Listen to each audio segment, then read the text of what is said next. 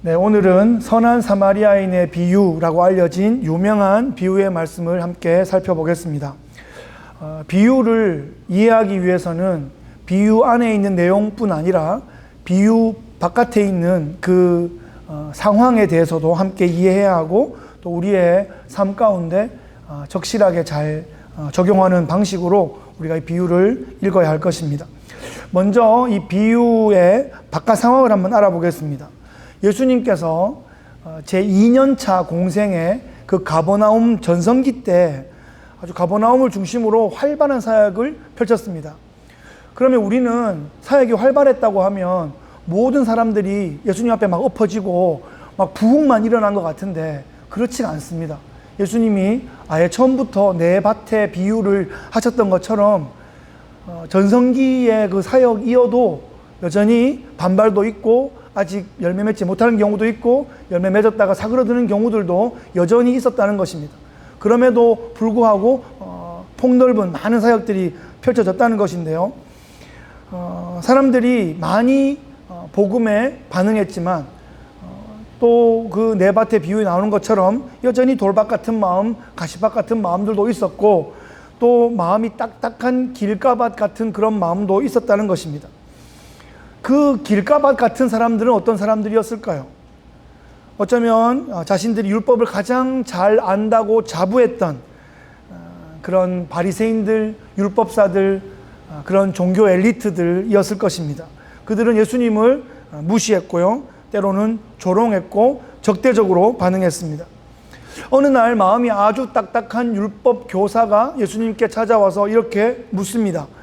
그가 묻는 것은 배우고 싶어서가 아니라 예수님을 곤경에 빠뜨려서 그의 명성에 흠집을 내고 사역을 방해하기 위한 그런 의도로 질문하고 있습니다. 선생님, 내가 무엇을 하여야 영생을 얻으리까? 라고 묻습니다. 그는 지금 영생에 관한 질문을 하고 있는데요, 매우 중요한 질문이죠. 영생에 관한 질문. 사실 니고데모도 예수님과 그 대화를 나눴던 것이고, 수가성 여인도 그 대화를 나눴지 않습니까?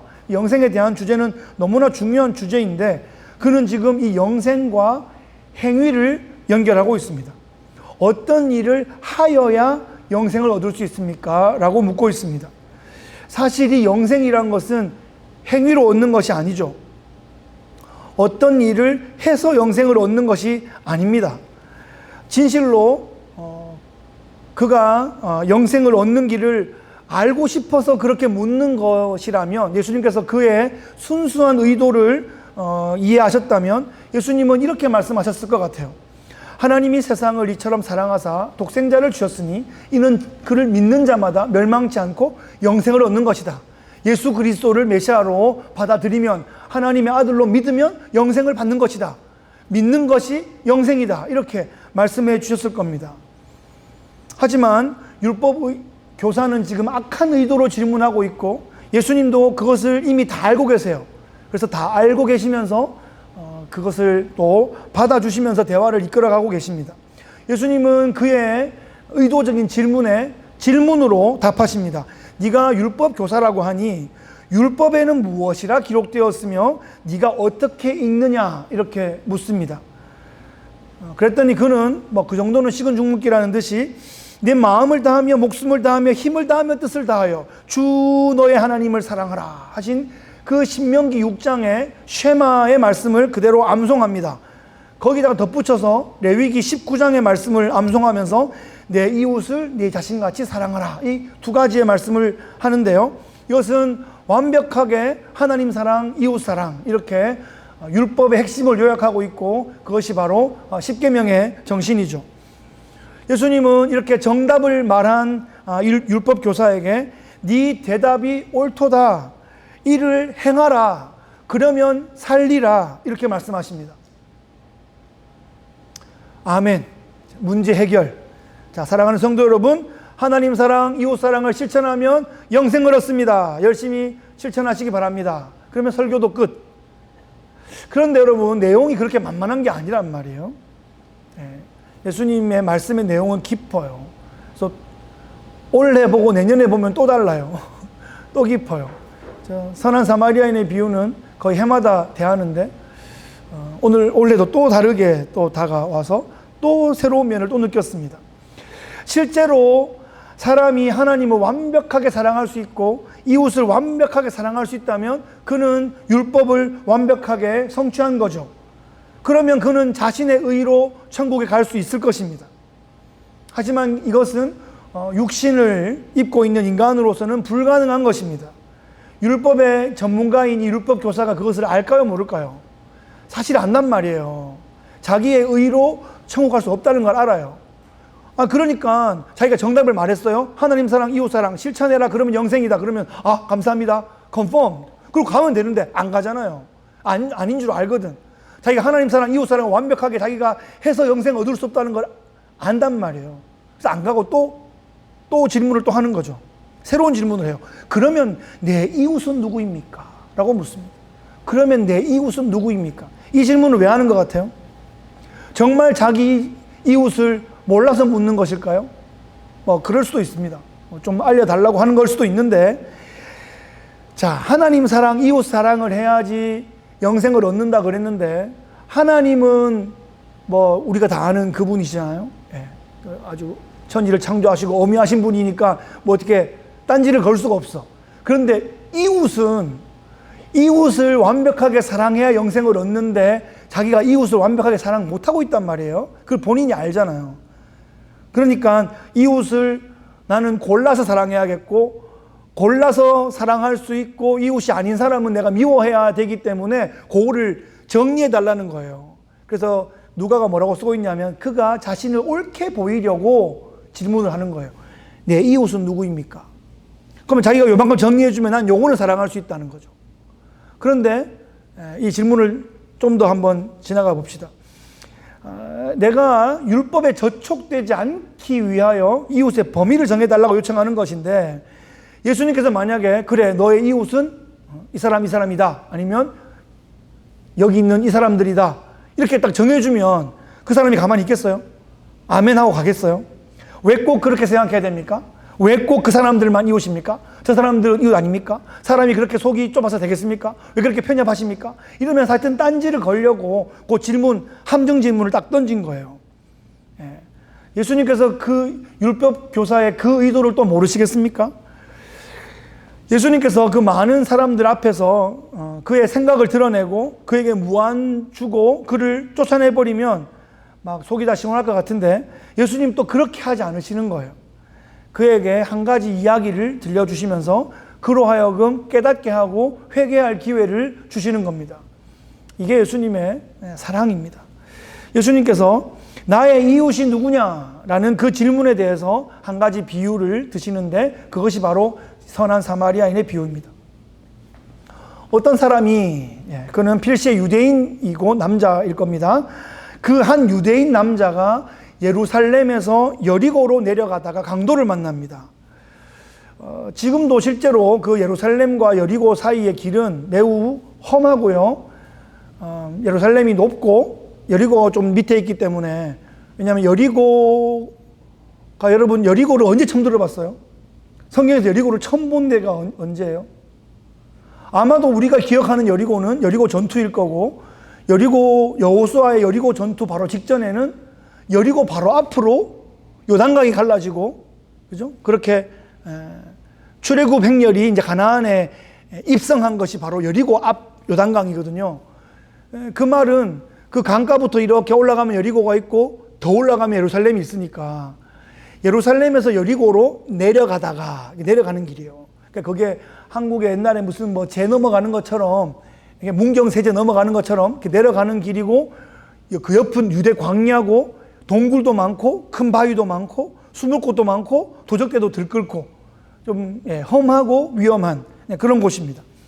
그런데 그렇게만 생각해도 그래도 꽤 생각한 거예요. 아, 길이 험하겠구나, 내려가는 길이겠구나, 도적대가 숨어 있겠구나.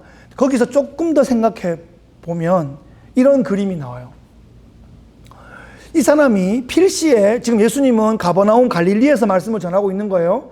그러면 이 유대인은 예루살렘에서 갈릴리로 오려는 사람이에요. 예루살렘에서 갈릴리로 올 때 직통 코스는 자기 머리 위쪽 북쪽으로 가서 사마리아를 통과해서 가는 길이 제일 빠른 길이죠. 그러면 예루살렘에서 위로 올라가다가 이렇게 해야지 갈릴리로 직접 오는 길인데, 여리고로 내려가다가, 이 말은 이렇게 여리고로 내려가서 요단강을 건너서 베레아를 통과해가지고 요단강을 또 통과하는, 제가 몇 번 말씀드렸던 사마리아를 통과하기 싫어서 2, 3일을 더 걸리게 이렇게 삥 둘러 우회하는 길을 지금 이 사람이 가고 있다는 거예요. 이 예루살렘을 방문한 갈릴리에 살고 있는 이 유대인은 그들 동족들의 평소 문화처럼 사마리아를 통과하기 싫어서 삥 우회해서 지금 집으로 돌아가려고 하는 길에, 여리고로 내려가는 길에 강도를 맞았다 하는 겁니다. 이 부분을 길게 얘기하는 의도가 있습니다. 한번 들어보세요. 그만큼 그는 사마리아를 싫어했던 거예요. 근데 그렇게 얘기할 때 듣는 사람들이 다 이해하는 거예요. 왜? 자기들도 다 그렇게 하니까. 사마리아는 웬만하면 지나가지 않거든요. 일부러 피해 다니는 길이란 말이에요. 그 땅에 진짜 묻은 것처럼 싫어하는 거예요. 예수님께 질문하고 있는 율법 교사도 그 길을 택할 것이고, 그 자리에 함께 말씀을 듣고 있는 대부분의 유대인들도 다 그 길을 택할 것입니다. 그만큼 유대인들은 사마리아 사람들을 싫어했습니다. 다시 설명해 보자면, 사마리아가 싫어서 일부러 요단강 건너편으로 우회하려 예루살렘에서 여리고로 내려가고 있던 한 유대인 남자가 마침 혼자서 길을 가다가 강도를 만난 것입니다. 그는 돈을 다 빼앗겼고 옷도 벗겨진 채 구타와 폭행을 당하고 거의 죽은 것처럼 쓰러져 있는 그런 상황입니다. 인적이 드문 곳이기 때문에 누가 도와줄 길이 잘 없어서 그는 생명이 매우 위태로운 상황이죠. 그런데 이것이 비유의 이야기이기 때문에 이런 것 같습니다. 마침 제사장이 그 자리를 지나갑니다. 제사장도 좀 급한 일이 있었는지 이 예루살렘 여리고 간 이 산길에 들어섰는데, 가다가 강도 맞아 거의 죽게 된 이 사람을 본 거예요. 못 봤으면 모르겠는데 봤단 말이에요. 율법 교사는 기대했을 겁니다. 아, 제사장이 구해준다는 얘기구나. 그런데 제사장이 그를 보고 피하여 지나간 것으로 이야기가 진행되고 있습니다. 율법 교사는 좀 실망했습니다. 아, 제사장이 도와주지 않네? 엄청 바쁜 상황인가 보다. 아니, 엄청 중요한 신방이 있나? 아니면 제사 준비하나? 설교 준비하나? 뭐 이런 생각을 아마 했을 거예요. 그런데 그 다음에 레위인이 지나가요.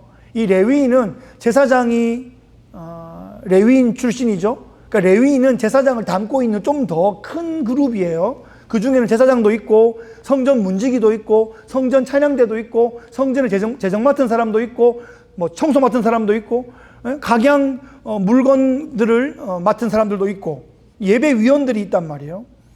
그러니까 교회 안수집사님, 권사님 이런 분들이에요. 그러니까 율법교사는 레위인은 이제 그 사람을 돕겠거니 생각했는데, 레위인도 제사장과 똑같이 보고 피하여 지나가 버린단 말이에요.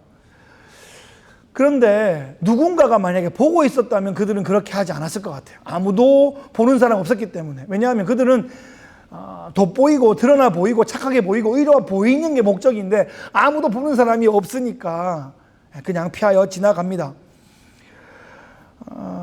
그들은 사람들 앞에 돋보이는 위치에 있었지만 정작 아무도 보는 이 없었을 때는 하나님을 사랑하지도 않고 이웃을 사랑하지도 않는 그런 모습을 보여줍니다. 위선적인 모습을 보여주죠.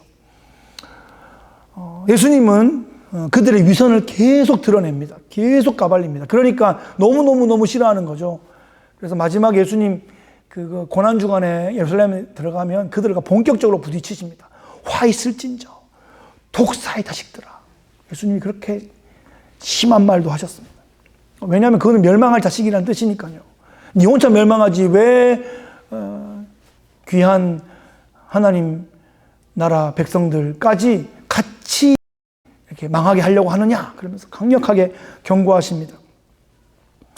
여하튼 지금 우리가 제사장과 레위인의 수준을 봤어요. 예수님이 제사장과 레위인을 지적하시는 거예요. 그러면서 그들 그룹과 가장 비슷한 사회적 종교적 그 위치에 있는 율법 교사까지 함께 싸잡아서 이렇게 지적하시고 경고하시는 겁니다. 율법교사가 이야기를 들으면서 좀 당황했을 겁니다.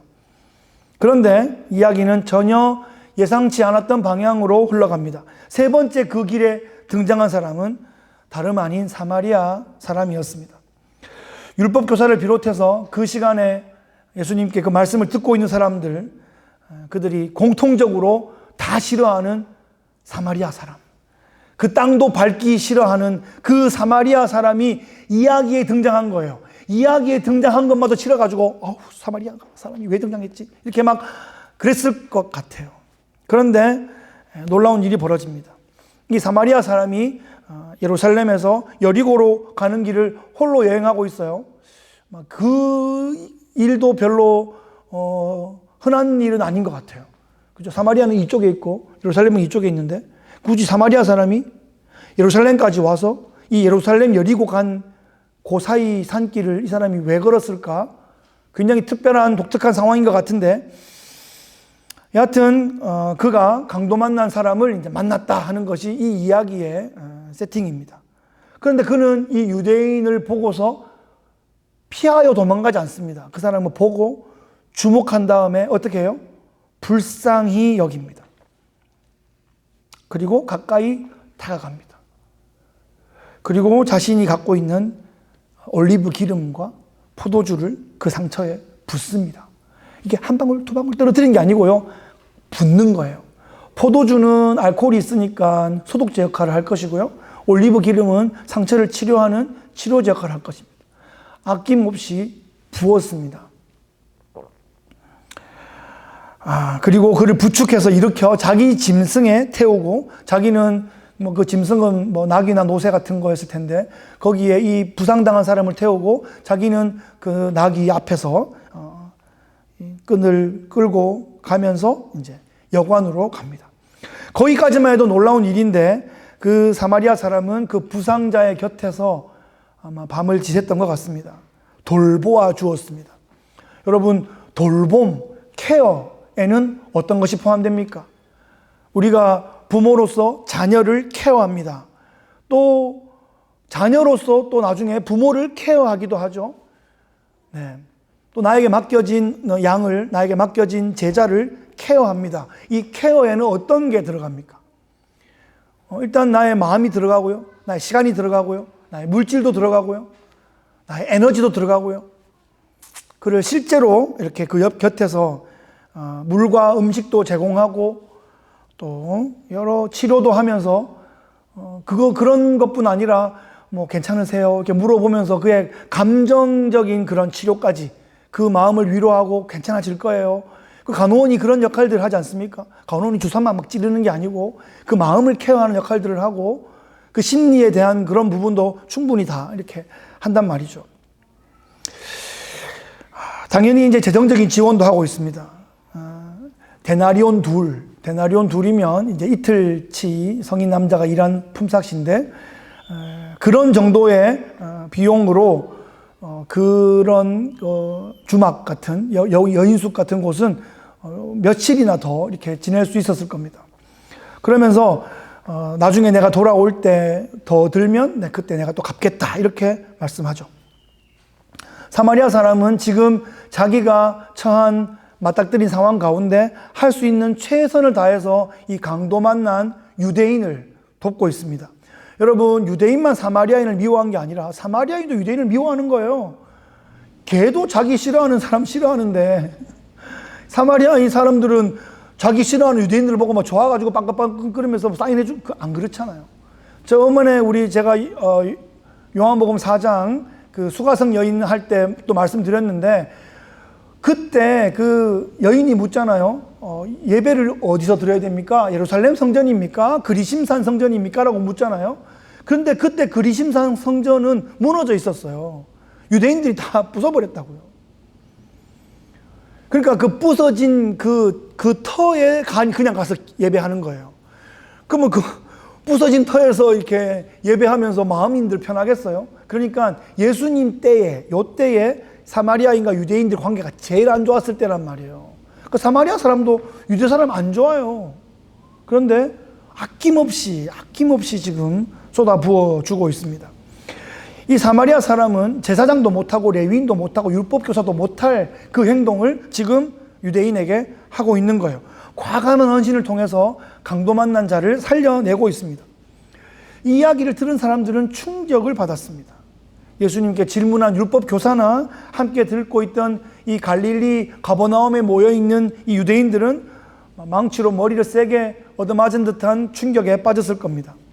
그 충격의 여운이 남아있을 때 예수님께서 그 율법교사에게 다시 질문합니다. 네 생각에는 이 세 사람 중에 누가 강도 만난 자의 이웃이 되겠느냐? 이렇게 묻습니다. 질문을 바꿨죠. 이 율법교사는 누가 내 이웃인가? 그래가지고 자기 이웃을 최대한 작게 만든 다음에 그것만 사랑하는 데 있어서 율법에 저촉받지 않으려고 그런 머리를 쓰고 있는데, 예수님은 나는 누구의 이웃인가? 라고 질문하시며 거기에 대답하게 하십니다. 나는 과연 나의 도움이 필요한 사람에게 이웃이 되어주고 있는가? 라는 그 질문이죠. 나는 도움이 필요한 사람을 내가 보았을 때 눈길을 피하지 않는가? 내 발길을 돌이켜버리지 않는가? 내 손길을 거두고 있지 않은가? 내 지갑을 닫아버리지 않는가? 라는 것을 지금 도전하고 계신 겁니다. 나에게 자원이 있다는 것은 필요한 사람에게 나누라고 하나님께서 맡겨주신 것입니다. 우리는 주인이 아니고 매니저라는 거죠. 잘 쓰는 게 복이에요. 잘 쓰는 게. 다 쓰는 게 영광입니다. 이게 쌓아두면 썩어버립니다. 쌓아둔 것은 복이 아니라 독이 될 수 있다는 사실이에요. 물도 고여 있으면 물도 죽은 물이 됩니다. 물이 흘러가야 살리고 살리는 일이 벌어지고요. 갈릴리 호수가 생명력이 있는 것은 헐몬산의 그 신선한 물들을 받아들이고 끊임없이 요단강으로 물을 흘려보내기 때문에 갈릴리 바다는 생명력이 있는 것이에요. 또 빠지는 만큼 또 들어오고, 그렇게 물의 흐름이 있는 것입니다. 사해바다는 받기만 하고 있기 때문에 점점점 아무런 것도 살 수 없는 바다가 되어 있죠. 흘려보내면 다시 채워지는, 그래서 날마다 그 신선한 생명력으로 충만한 것, 그것이 예수님이 가르쳐 주시는 천국의 법칙입니다. 이 선을 베푼 이 사마리아 사람은 보상을 기대하지 않고 도움이 필요한 사람을 과감하게 도왔습니다. 나는 이럴 수 있을까? 아무리 생각해도 이게 쉽지 않은 거예요. 지난 과거를 생각해 보아도 과감하게 돕기보다는 생각이 많고 계산이 되고, 좀 돕긴 도왔는데 조심스럽게 도왔다 이런 생각도 좀 들고, 한 10년 지나 생각해 보면 그때 조금 더 도와도 되는데 이런 생각이 지금 와서 들고 좀 그럽니다. 아직 이 율법 교사가 좀 얼떨떨해요. 이 제사장과 레위인의 모습에서 자기 모습을 들킨 것 같고, 이 사마리아 사람의 선행에서 너무 큰 충격을 받았습니다. 누가 강도 만난 자의 이웃인가? 라는 이 질문에 사마리아 사람입니다, 이렇게 말을 못하는 거예요. 그렇게 말 못할 만큼 사마리아라는 이 단어가, 사마리아 사람이라는 이 말이 그의 입에 오르기도 어려울 만큼 그동안 너무 불편했던 거예요. 그래서 자비를 베푼 자니이다, 이렇게 말하고 있습니다. 아직 이 율법 교사에게 이 사마리아 사람이 이웃이 되지 못하고 있습니다. 자신도 사마리아 사람에게 이웃이 되지 못하고 있다는 그 현실을, 그 실력을 지금 예수님께서 드러내신 거예요. 이 질문이 아니면 지는 잘하고 있는 줄 알겠죠. 지는 엘리트니까요. 뭐 성경 말씀 쫙 꿰니까요. 신명기, 레위기 그 어려운 걸 관통해버리잖아요. 물어봐, 내가 다 말해줄게. 그런데 네 실력은, 실제 실력은 이거야. 보고 피하여 지나가는 거야. 보고 피하여 지나가는 거야. 너랑 실력이 똑같은 사람들이 그랬어. 그런데 내가 경멸하던, 이방인보다 더 싫어하던 그 사마리아 사람이 내가 도저히 할 수 없을 것 같은 수준의 과감한 헌신을 하고 있단 말이에요. 과감하게 돕고 있단 말이에요. 내 이웃을 내 몸과 같이 사랑하라 그러잖아요. 여러분 가만히 생각해 보세요. 이 선한 사마리아인이 이 강도 만난 자를 과감하게 돕고 있는 것, 여러분 이렇게 돕고 있는 거 여러분 하고 계세요. 지금 여러분 하고 계시다고요. 누구한테 하고 있어요? 나한테 하고 있다. 나 씻기고 닦이고 먹이고, 나 위로하고, 나 거울 보고 또 바르고 또 위로하고 또 먹이고 또 재우고 이쁘다 그러고, 자꾸 이쁘다 막 살리고 도와주고, 나 못 도와줘 안달이잖아요. 쇼핑하고 싶지, 같이 하자. 이거 이거 재밌다, 이거 보자. 이렇게 끊임없이 케어하잖아요, 끊임없이. 내 몸을 케어하는 것처럼 지금 케어하는 거예요. 이 수준을 지금, 그러니까 이 수준이 불가능한 수준이다라는 얘기를 하고 있어요. 뭐 지금 도와주는 수준이면 그냥 뭐 살아있네. 그러고 뭐 상처 붓고 잘 지내세요. 자기 옷 벗어가 덮어주고 잘 살아 있으세요. 요만큼만 하면 그 정도 할 수 있을 것 같은데 생각할지 모르지만 이 선한 사마리아인 행위는 우리의 수준을 넘고 있다고요. 그러니까 이걸 본받아라 이래버리면 우리는 좀 약간 질리는 거예요. 그 정도로 어떻게 본받죠? 이거는 여러분 이렇게 따라하라고 준 게 아니고요. 이거 못하는 수준이라는 걸 알려주려고 한 거예요. 이 수준이 예수님이 우리한테 하는 수준이다라는 걸 알려주는 거예요. 그래서 이 앞에서 기절하라고, 이 앞에서 엎어지라고 우리에게 준 거지. 한번 해보겠습니다. 이렇게 하라는 얘기가 아니에요. 그러면 또 오류에 빠져요. 또 안 되는 거예요. 우린 또 종교에 빠지는 거예요. 그 종교 아니라고. 너 안 된다고. 너 이 실력 안 된다고. 너는 딱 율법사 수준이라고. 그래서 우리는 이걸 듣고 엎어져. 회개하라고 이걸 줬는데 한번 해봐야 되겠네요. 이러면 아주 곤란한 일이 발생합니다. 그래서 여러분 우리 비유를 읽을 때 그 안에 하나님의 그 마음, 예수님의 뜻을 잘 헤아려 읽어야 돼요. 이게 아주 경건한 청교도, 장로교, 개혁주의 성경 읽기 방식이 이래요. 우리의 약함을, 우리의 어리석음을, 나의 실력 없음을, 나의 무능함을 자복하게 하는, 그래서 오직 주의 은혜에 의지하게 하는, 그래서 내가 은혜로 구원받았다는 것을 깨닫고 주님을 조금 닮아 한 걸음 더 걸어가게 하고 한 번 더 붙조차 조금 더 나오게 하는 그런 방식으로 성화가 이루어지는 거예요. 그래서 내 실력이 아니다라는 것을 또 확인하게 되는 것입니다. 이 비유를 듣고 우리도 사마리아 사람처럼 선한 일을 하자, 우리도 그 사마리탄 운동을 일으키자, 막 이렇게 나가면 뭐 좋은 건데 반쪽짜리 적용밖에 안 되고 또 다른 오류를 낳을 수 있단 말이죠. 이 비유의 온전한 목적은 선을 행하자가 아니라 우리는 도저히 선을 행할 수 없다라는 게 먼저 나와야 되는 거예요. 우리의 죄와 무능함을 고백하고 예수 그리스도께 그 은혜와 긍휼을 구하는 방식으로 나가야 됩니다. 율법 교사가 해야 하는 행동은 회개였습니다. 회개 없는 선행은 자신의 의를 내세울 뿐이죠. 자신의 영광만 더 높일 뿐입니다. 그런데 회개 후의 선행은 자기 의가 아니라 하나님 나라의 의를 선포하는 그런 천국의 에이전트로 살아가는 삶인 거죠. 예수님께 도전했던 이 율법 교사의 모습이 바로 나의 모습이었고, 이 비유에 나타난 제사장, 레위인, 이 종교 엘리트들의 이 위선적인 이 모습, 이것이 바로 우리의 모습일 수 있음을 이 비유가 고발하고 있는 것입니다. 우리가 얼마나 자기 것 챙기기에 능했고 사심없이 이웃을 돕는 것에 얼마나 주저했는가 하는 것을 고발하고 있는 것입니다. 그렇게 하지 않으면 천국에 가지 못하는 것이 아니라 주님의 은혜로 천국 갈 수 있게 된 성도는 위선을 버리고 과감한 헌신으로 영혼을 살리는 방향으로 이제는 나와야 한다라는 것을 도전하고 계시는 겁니다. 선한 사마리아인의 이 비유는 또 볼 때마다 새롭고, 또 그래서 예전에 공부했던 거, 예전에 했던 설교들 전혀 보지 않고 또 다시 한번 묵상하고 새롭게 또 쓰고 그렇게 합니다. 그런데 이제 막상 설교를 이제 하고 나면 하는 중에도 이 깊은 은혜의 우물에 큰 두레박으로 길어야 되는데 참 국자 가지고 이렇게 뜨고 있지 않은가 하는 너무 좀 아쉬운 마음이 또 있어요. 성령께서 여러분 더 큰 두레박으로 여러분 삶 가운데 또 귀한 적용을 주시기를 바랍니다. 이 비유에서 먼저 우리는 교만한 율법 교사의 자리에 먼저 들어가 봐야 돼요. 아는 것도 많고 경험도 많은데 마음은 높아져 있고 정작 다른 사람의 필요를 돌아보지 않는, 긍휼여기지 않고 섬기지 않고 행하지 않는 그 위선적인 모습, 그 모습이 우리에게 얼마간 영향을 주었다라는 것을 기억해야 됩니다. 이 모습이 남의 모습이 아니라 바로 나의 모습인 것을 자각하고 회개하는 자리에 나가야 됩니다. 그래야 우리가 이 비유를 제대로 읽는 것이에요. 나도 내가 싫어하는 나만의 사마리아 사람을 정해놓고 그를 나의 이웃의 대상에서 제외해놓고는 나는 요 작은 이웃의 범위를 만들어 놓고 나는 이 사람들을 얼마나 사랑하는가 이렇게 생각하고 있는 것은 예수님께서 뭐라 그러세요? 그거는 이방인도 한다.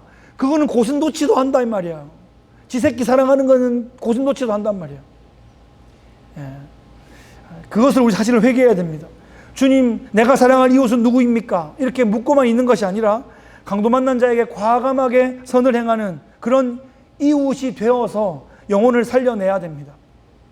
한 가지 더 생각해 볼 것은 사실은 우리가 그 강도 만나 죽게 된 사람이었다는 거죠.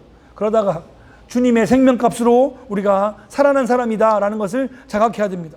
그러면 이제 우리는 어떻게 살아가야 하는가? 이제 우리가 선한 사마리아인의 위치에서 우리를 때로는 무시하고 조롱하고 존중해주지 않아도 과감하게 나의 예전 모습을 생각하며 강도 만난 사람들을 돕고 살리고 세우는 일을 하는 겁니다. 요즘에 강도 만난 사람이 너무 많아요. 예, 정신적으로 강탈당한 사람도 많고 영혼이 막 흔들리는 사람도 많고 심리적으로 무너진 사람도 많고 예, 뭐 사회가 막 어려워지면 여러 가지로 뭐 재정적인 것뿐 아니라 심리적인 관계적인 모든 것이 강도 만난 자처럼 쓰러진 사람들이 있어요. 자기 힘으로는 일어날 수 없는 거예요. 다 보고 피하여 지나가는 거예요. 그냥 그때 우리가 할 수 있는, 우리에게 먼저 좀 주신 포도주와 기름이 있다면 좀 붓고 좀 한번 일으켜 보는 거예요. 예, 그 정도만 해도 또 몇 명이 도우면 또 돕고 살릴 수 있잖아요. 바로 그 일을 우리에게 부탁하십니다. 자, 이제 우리가 그렇게 하는 것은 영생을 얻기 위해서가 아니고요, 천국에 들어가기 위해서가 아니에요. 영생과 천국은 이미 우리에게 주어졌고 바로 그 정체성과 그 자부심과 그 아이덴티티를 가지고 우리가 이 땅을 섬겨나가는 것입니다. 바로 영생과 합당한 자의 그 모습 살아가시는 귀하신 성도님 되시기를 예수 그리스도의 귀하신 이름으로 축복합니다. 아멘. 함께 합시다. 하나님 아버지, 우리가 참 교만하였습니다. 마음이 높았습니다.